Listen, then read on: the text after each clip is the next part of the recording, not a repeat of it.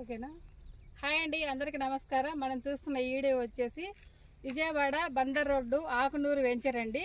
ఇది వచ్చేసి టోటల్ 40 ఎకరాల వెంచరు బ్రౌచర్ లాంచింగ్ చేయడం జరుగుతుందండి. మనం బ్యాక్ సైడ్ చూసుకోవచ్చు, ఇది ఆకునూరు అండి.